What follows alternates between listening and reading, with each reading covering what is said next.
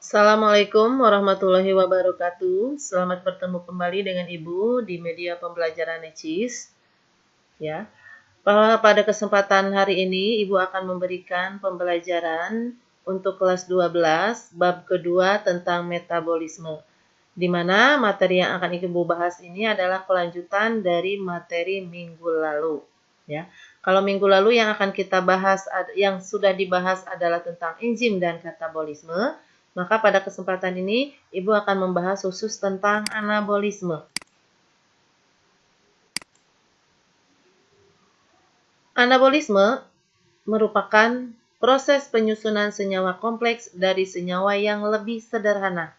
Jadi ini sudah jelas bahwa senyawa komplekslah yang akan disusun dari senyawa sederhana. Sebagai contoh di sini ini ada gambar. Ini merupakan senyawa kompleks. Ini disusun dari senyawa sederhana. Nah, senyawa kompleks ini, misalkan Ibu ambil contoh adalah zat makanan, di mana proses penyusunannya ini disusun dari senyawa yang lebih sederhana, misalnya karbon dioksida dan uap air. Dan kemudian dibutuhkan juga adanya energi. Nah, energi di sini bisa berupa energi cahaya matahari, bisa juga energi kimia. Ya. Nah, kalau kita lihat di sini dari macam anabolisme sebagai contoh adalah proses fotosintesis. Sudah jelas di sini ada kata sintesis. Ya, artinya ini adalah proses penyusunan. Kemudian ada kemosintesis. Sintesis lemak dan sintesis protein, ya. Nah, yang Ibu gambarkan di sini ini adalah salah satu contoh keseluruhan dari fotosintesis, kemosintesis. Kalau dalam peristiwa fotosintesis berarti ini yang disusun adalah zat makanan. Ya. Ibu lanjutkan. Sebelum melanjutkan ke materi selanjutnya, Ibu ingatkan dulu di sini ada beberapa teori tentang fotosintesis. Yang pertama ada teori Ingenhousz, karena dikemukakan oleh seorang ilmuwan yang bernama Ingenhousz, mengatakan bahwa dalam proses fotosintesis akan dihasilkan oksigen. Yang kedua, menurut Engelmann, bahwa dalam peristiwa fotosintesis itu terjadi di daun dan dilakukan oleh klorofil dengan bantuan energi cahaya matahari. Menurut Sachs, bahwa dalam peristiwa fotosintesis menghasilkan amilum. Kemudian menurut Hill, bahwa proses fotosintesis itu terjadi peristiwa fotolisis. Fotolisis ini adalah proses pemecahan uap air menjadi hidrogen dan oksigen. Nah, di sini proses fotolisis ini membutuhkan adanya cahaya. Karena dibutuhkan adanya cahaya, maka ini biasa disebut dengan mekanisme reaksi terang. Yang terakhir, ini ada Blackman, ya, mengatakan bahwa proses fotosintesis itu terjadi peristiwa reduksi CO2. Karena reduksi CO2 ini tidak membutuhkan cahaya, maka biasa disebut sebagai reaksi gelap. Nah, kalian perhatikan reaksi fotosintesis secara keseluruhan.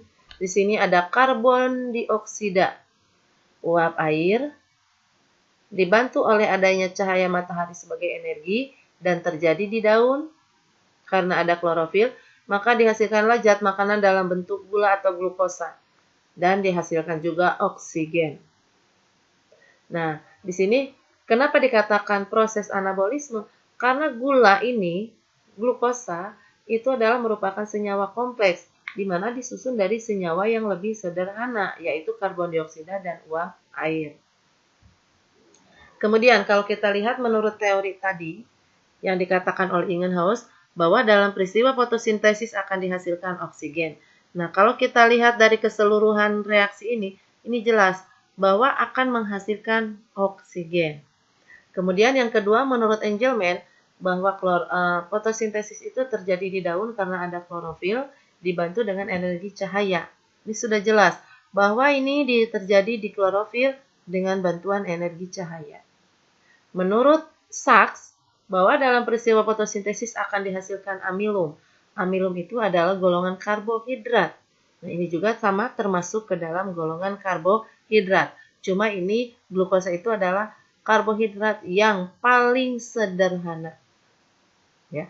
Jadi sudah jelas di sini ketiga teori tersebut, artinya kalau kita simpulkan ke reaksi kimia ini memang sudah jelas bahwa fotosintesis itu seperti ini reaksinya.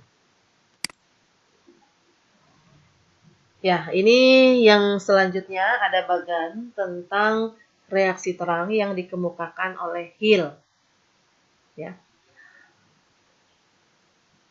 Nah, di sini ini adalah mekanisme reaksi terang di mana dalam proses fotosintesis itu diperlukan adanya perangkat yang disebut dengan fotosistem. Ada fotosistem 1, ada fotosistem 2.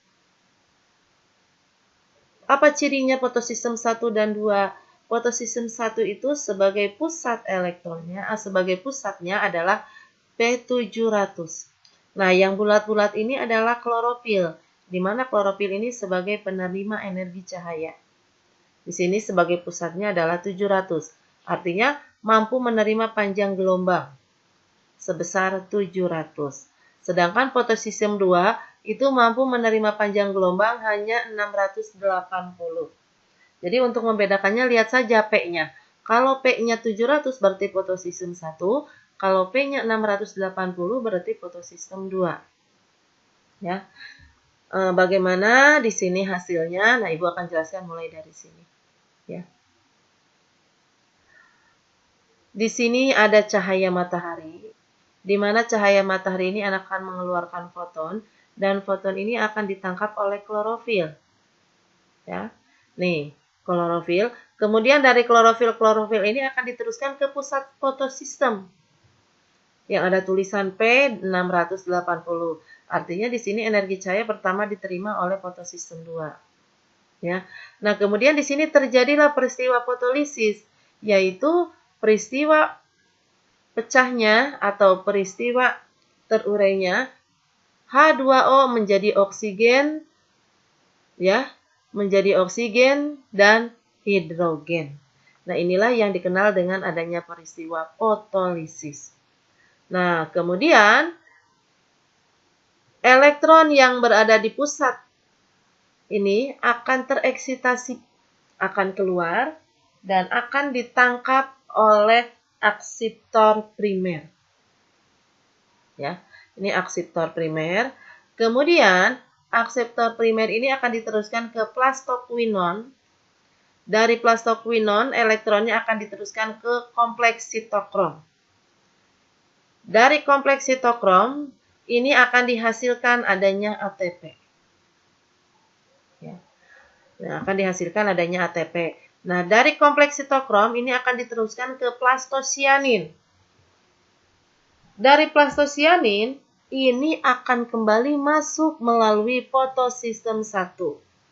Ya, masuk ke pusat fotosistem, di mana di sini juga ada cahaya yang mengenai fotosistem, sehingga energinya, elektronnya ini akan diteruskan ke pusat fotosistem.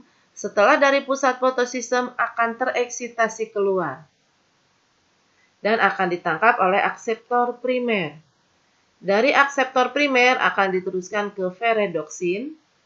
Dari ferredoksin akan diteruskan ke NADP reduktase. Nah, dari NADP reduktase inilah nanti akan dihasilkan NADPH.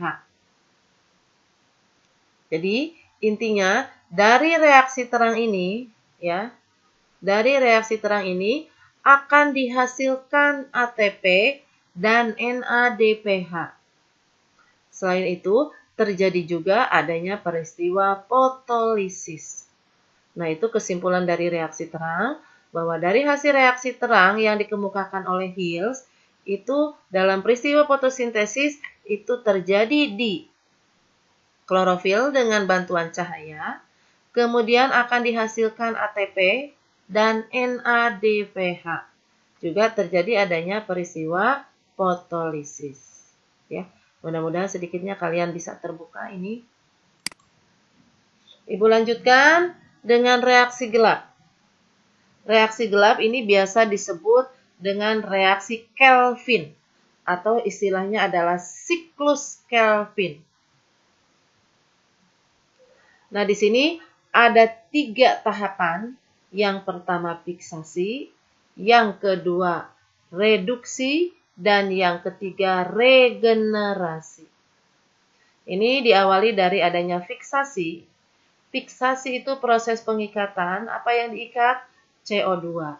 Jadi CO2 ini akan diikat oleh RUBP atau ribulose bifosfat. Sehingga dihasilkanlah 12 fosfogliseraldehid. Nah, 12 fosfogliseraldehid atau PGA ini akan diubah ya menjadi 12 gliseraldehid 3 fosfat. Nah, di sini akan terjadi adanya pengurangan karbon nantinya, di mana dalam proses reduksi ini atau pengubahan 3 fosfogliseraldehid ya, itu akan dibutuhkan adanya ATP dan dihasilkan ADP. ATP yang dibutuhkan adalah 12, sedangkan ADP yang dihasilkan 12. Dari mana ATP yang ini? ATP yang dibutuhkan ini adalah hasil dari reaksi terang. Ya. Nah, selain ATP juga dibutuhkan adanya NADPH. Dari mana NADPH yang dibutuhkannya? Ini juga sama dari reaksi terang sehingga dihasilkanlah 12 NADP. Nah, kemudian 12 gliseraldehid 3 fosfat ini akan diubah menjadi ribulase 5 fosfat ya oleh enzim Rubisco. Nah, kemudian di sini akan dihasilkan glukosa fruktosa. Artinya di sini yang 12G3P atau gliseraldehid 3 fosfat, dua molekulnya dipakai untuk membentuk glukosa. Sehingga sisanya tinggal 10 gliseraldehid 3 fosfat. Nah, kemudian yang 10 gliseraldehid 3 fosfat ini nanti akan diubah menjadi ribulosa 5 fosfat dan ribulosa 5 fosfat akan dipakai untuk membentuk kembali RUBP atau ribulosa 15 bifosfat. Nah, di sini dibutuhkan 6 ATP dan dihasilkan 6 ADP. Nah, inilah yang disebut dengan tahapan regenerasi. Ya. Apa yang dibentuk kembali? Yaitu ribulosa 15 bifosfat atau RUBP. Kenapa harus dibentuk kembali? Karena untuk mengikat CO2 kembali atau untuk melakukan fiksasi kembali. Jadi tahapan awal ini fiksasi, pengikatan CO2. Tahapan yang kedua adalah reduksi atau nanti di sini ada proses pengurangan fosfogliseraldehid, ya, makanya dikatakan reduksi CO2. Dan di sini ada tahapan regenerasi, pembentukan kembali RUBP. Jadi kesimpulannya dari reaksi gelap ini terjadi tanpa adanya cahaya. Kemudian dibutuhkan adanya 18 ATP. Ya, 12 dengan 6. Jadi 18 ATP. Dan selain ATP juga dibutuhkan NADPH 12. Di mana ATP dan NADPH ini berasal dari reaksi terang. Kemudian sebagai hasilnya adalah 12 ADP ditambah 6 ADP. Jadi 18 ADP dan 12 NADP. Ya. Nah, sekarang Ibu simpulkan di sini perbedaan reaksi gelap dan terang. Bahwa reaksi terang itu terjadinya di granat, membutuhkan adanya cahaya, terjadi peristiwa fotolisis, membutuhkan 18 ADP dan 12 NADP, serta menghasilkan 18 ATP dan 12 NADPH. Sedangkan kalau reaksi gelap, ini terjadi di stroma, tidak membutuhkan adanya cahaya, terjadi peristiwa reduksi atau pengurangan CO2, membutuhkan 18 ATP dan 12 NADPH, serta menghasilkan 18 ADP dan 12 NADP. Ya. Nah, Ibu lebih jelasnya lagi, Ibu tunjukkan pada gambar. Ya. Nah, kira-kira ini gambar apa? Ini adalah gambar mitokondria. Maaf, bukan mitokondria. Ini gambar kloroplas. Di mana kloroplas itu ada dua membran. Membran luar, membran dalam. Ya. Yang ini yang seperti lempengan uang logam, ini yang dinamakan dengan grana. Ya. Grana ini bertumpuk, tapi kalau satu lempengan ini dinamakan tilakoid. Ya. Jadi satu lempengan dikatakan tilakoid, tapi kalau lempengan ini bertumpuk maka dikatakan grana. Dan inilah sebagai pusat reaksi terang. Kenapa dikatakan pusat reaksi terang? Karena membutuhkan cahaya matahari. Kenapa cahaya matahari dibutuhkan? Karena ini sebetulnya di dalam tilakoid ini, kenapa berwarna hijau? Karena di sini letak dari adanya klorofil. Jadi klorofil itu tepatnya berada di grana, ya, di kumpulan tilakoid. Makanya di sini dikatakan sebagai pusat reaksi terang grana itu. Nah, terus yang mana stroma? Stroma ini yang seperti rongga, seperti ruangan kosong. Ini namanya stroma. Ya. Tidak ada klorofil, makanya tidak membutuhkan adanya cahaya matahari. Nah, bisa kalian perhatikan di sini perbedaan antara reaksi terang dengan reaksi gelap. Ini reaksi terang terjadi di grana, membutuhkan adanya cahaya matahari. Di sini terjadi peristiwa fotolisis di mana H2O ini akan dipecah menjadi hidrogen dan oksigen. Ya. Kemudian ini ada Kelvin cycle atau siklus Kelvin. Lihat, di sini berdalam bentuk lingkaran, berarti ini siklus. Ya. Ini terjadinya bukan di grana, tapi ini terjadi di stroma, di nomor 2 ini. Terjadi di stroma. Karena terjadi di stroma, maka tidak membutuhkan adanya cahaya matahari. Kemudian terjadi di sini pengurangan CO2 atau yang disebut dengan reduksi CO2 untuk memproduksi adanya gula. Kemudian bagaimana dengan tanda panah ini? Tadi sebetulnya sudah dijelaskan di atas, ya. Ibu ulang lagi, ya. Nah, terjadi di grana, reaksi gelap terjadi di stroma, reaksi terang membutuhkan cahaya, tidak membutuhkan cahaya, terjadi peristiwa fotolisis, dan reaksi gelap terjadi peristiwa reduksi. Nah, yang akan Ibu jelaskan dari tanda panah adalah hasil dan yang dibutuhkan. Nah, tadi tinggal yang ini. Lihat, tanda panah keluar. Ini merupakan hasil. Berarti dari reaksi terang ini menghasilkan ATP sebesar 18 ATP dan menghasilkan 12 NADPH. Kemudian dari ATP ini ada tanda panah masuk nih ke siklus Kelvin. Artinya ATP yang sudah dihasilkan dari reaksi terang ini dibutuhkan oleh reaksi gelap. Jadi reaksi gelap intinya membutuhkan 18 ATP dan 12 NADPH. Nah, reaksi gelap, lihat di sini. Keluar tanda panah, artinya ini menghasilkan. Reaksi gelap berarti di sini menghasilkan ADP. Berapa ADP yang dihasilkan? 18 ADP dan 12 NADP. Kemudian dari ADP dan NADP, ini ada tanda panah lagi masuk ke reaksi terang.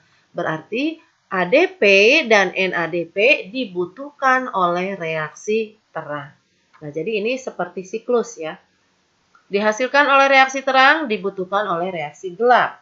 Dihasilkan dari reaksi gelap, dibutuhkan oleh reaksi terang. Nah, itu penjelasan perbedaan dari reaksi terang dan reaksi gelap. Nah, sekarang Ibu lanjutkan sekarang ke kemosintesis. Kalau tadi fotosintesis, sekarang kemosintesis. Kemosintesis ini proses penyusunan bahan organik dari H2O dan CO2 menggunakan energi kimia.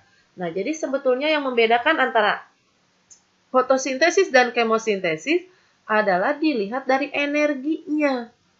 Kalau fotosintesis energinya berupa cahaya matahari, sedangkan kalau kemosintesis energinya berupa energi reaksi kimia. Dan kemosintesis terjadi pada berbagai kelompok bakteri, seperti bakteri nitrifikasi dan bakteri belerang. Nah, seperti ini misalnya bakteri nitrifikasi. Ada Nitrosomonas, Nitrosococcus. Ya, ini terjadi proses dalam peristiwa nitrifikasi. 2NH2 ya. Dengan atau bereaksi dengan oksigen maka dihasilkan HNO2. 2H2O, 2H2O dan energi. Nah, ini dibantu penyusunan HNO2 ini dibantu oleh bakteri yang namanya Nitrosomonas. Masih ingat mungkin ya dalam peristiwa nitrifikasi, ini adalah senyawa nitrit yang akan nanti diubah menjadi senyawa nitrat. Nah, kemudian HNO2 ini akan melakukan oksidasi lagi dengan oksigen sehingga dihasilkanlah HNO3 atau senyawa nitrat. Dibantu oleh bakteri Nitrobacter. Ya, mungkin ini kalian harus mengulang lagi materi nitrifikasi ya, materi kelas 10. Nah, untuk bakteri juga sama, ini bakteri belerang. Ya, menggunakan bakteri Beggiatoa atau Thiospirillum. Jadi intinya sama, yang membedakan antara kemosintesis dengan fotosintesis ada terletak dari energi kimianya. Nah, perbedaan sekarang kita lihat secara jelas dari senyawa yang terlibat. Kalau fotosintesis itu karbon dioksida dan uap air. Sedangkan kemosintesis senyawa organik, oksigen, CO2, dan H2O.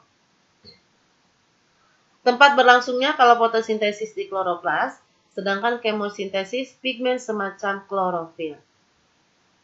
Sumber energinya, kalau fotosintesis cahaya atau cahaya matahari, sedangkan kemosintesis itu senyawa organik yang dioksidasi dari senyawa kimia. Pelakunya, fotosintesis itu adalah tumbuhan hijau, sedangkan kemosintesis adalah mikroorganisme seperti bakteri. Hasilnya, untuk fotosintesis adalah karbohidrat sederhana. Kemosintesis juga sebagai hasilnya adalah karbohidrat sederhana. Ya.